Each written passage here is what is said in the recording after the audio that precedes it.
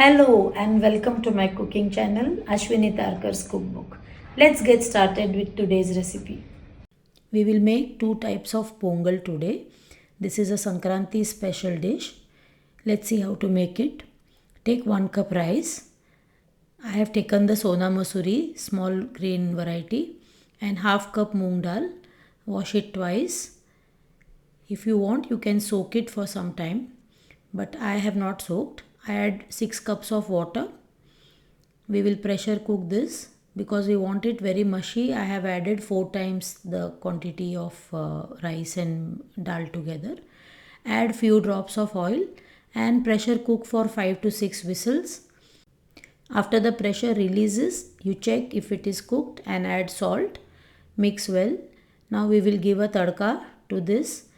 Peel and chop ginger, say 1 teaspoon, and a few curry leaves, and crush 1 teaspoon peppercorn. Don't make it into a powder. Just split it into 2 or 3 pieces. Now take a half cup of ghee in a small kadai and fry cashew nuts. This is around 8 to 10 just for the taste. Now fry it and keep it aside. Take 1 teaspoon jeera or cumin seeds and 8 curry leaves and the ginger and the peppercorn that we crushed.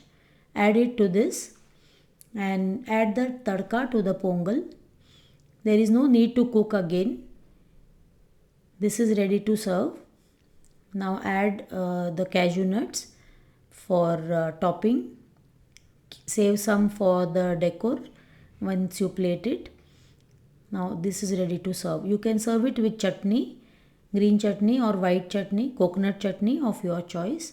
Now we will make sweet pongal, that is called Sakkarai Pongal. Take 1/4 cup of moong dal, dry roast it. I have taken this without washing. I have wiped it clean. Now use 1 teaspoon ghee to roast it and 1 clove for the flavor. Roast it till golden. Do not burn it. Roast on low flame so that it turns evenly golden. Now add 1 cup of rice. This is also wiped clean. I have not washed. If you want to wash, it has to be dried for 2 or 3 hours. Now stir for 1 minute and add 6 cups of water. This has to be mushy again. The pongal is not, you cannot separate the rice and the dal after it is cooked. So we need to add more water. So pressure cook for 5 whistles, and once the pressure releases, add 2 cups of jaggery. See that the jaggery is clean. You can also use the organic powder jaggery, but I like this orange color, so I use this. Now mix well. Let the jaggery cook for some time. Let it dissolve. Cook on low flame. The jaggery should not taste raw. Now here add 1 cup milk. This is to give the soft consistency. It should remain soft even after a while, after it is cooked. Add cardamom and nutmeg. Nutmeg should be very less, that is zaifar. Don't add too much, it will taste bitter. Now for the tadka, again we will use half cup ghee. I know the quantity is more, but then the ghee only will give it good taste. Fry golden cashew nuts and keep them aside. Here we will use raisins also, which we have not used in the Khara Pongal.